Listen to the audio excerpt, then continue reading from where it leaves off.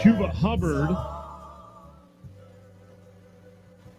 yesterday during that goofy video. Now, a lot has happened since with Chuba Hubbard, Oklahoma State, and Mike Gundy, so we'll get you an update a little later.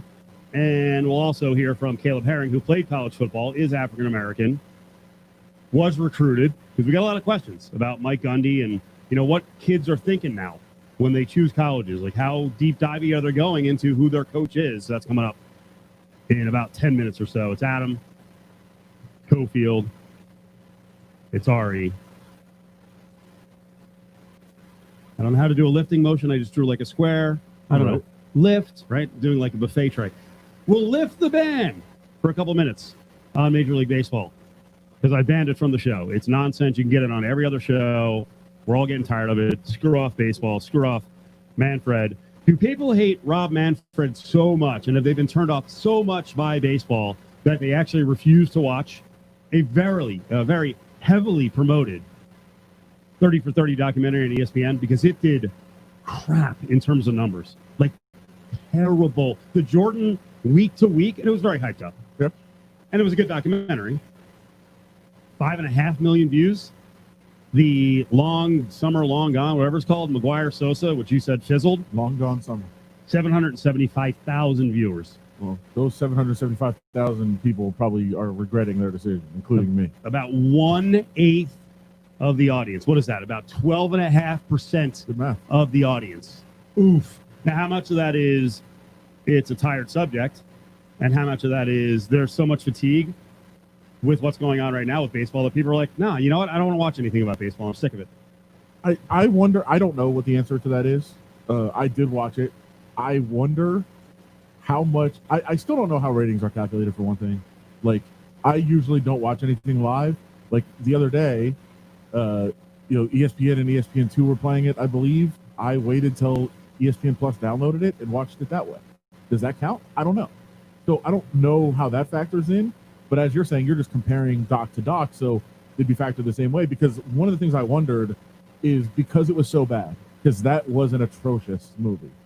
Because it was so bad, like, were people saying, or people noticing on Twitter, oh, everybody's trashing this, I'm not going to watch, I'm not going to tune in, there's no reason for me to go watch this. I feel like that could have been part of it. I think there was some reviews beforehand as well that were pretty negative. I didn't see any of the reviews.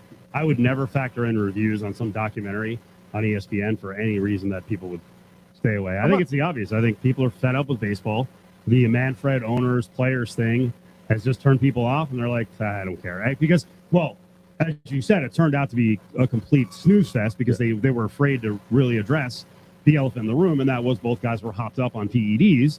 They're both blocked, it seems like forever, from the Hall of Fame, and that was barely touchdown, right? Yeah. It was more about, let's enjoy the chase. What a glorious chase it was in 98. Yeah, it was like a race. Like, throughout the whole thing, they had, like, the numbers in the corner of, like, he's at 52, he's at 51. You're like, steroids! What are we doing here? Wouldn't that be equivalent of just glorifying Lance Armstrong a couple weeks before and just playing his highlights from the Tour de France and just how unbelievable he was? Just focus on the 7 wins. So weird.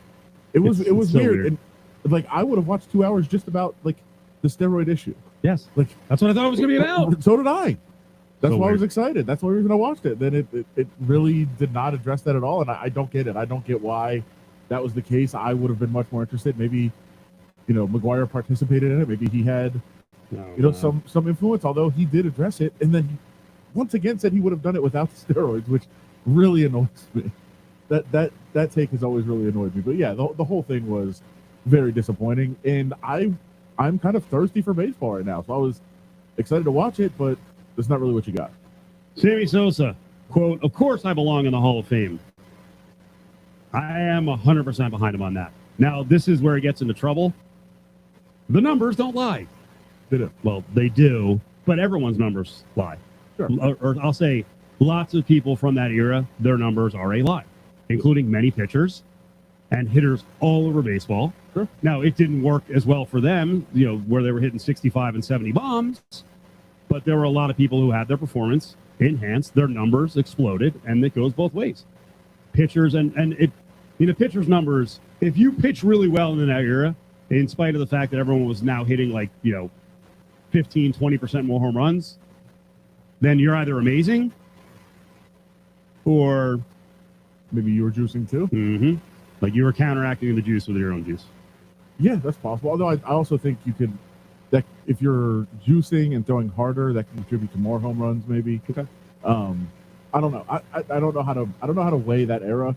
I just feel like the stars of each era should be in, because you don't know. Like, yeah, they were the best at doing the steroids that everybody was doing. And I'm not saying everybody. Obviously, there were some that weren't, but a lot of the league was on it, and they were the best of the best at that time. They should probably be in. I think the problem with Sosa is that he's still so defiant about it. Yeah.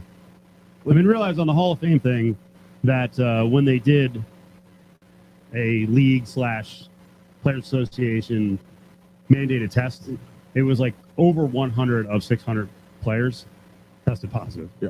So I mean, and that, who knows if, that could have been a low number as compared to 98. On the way, Caleb Herring, as we'll talk about Mike Gundy and Chuba Hubbard and just what's going on lots of campuses with football programs right now, where a lot of the African-American players are looking at their coach and are like, do you really have our back? ESPN Las Vegas. Hey, Raiders on 3. 1, 2, 3. Red.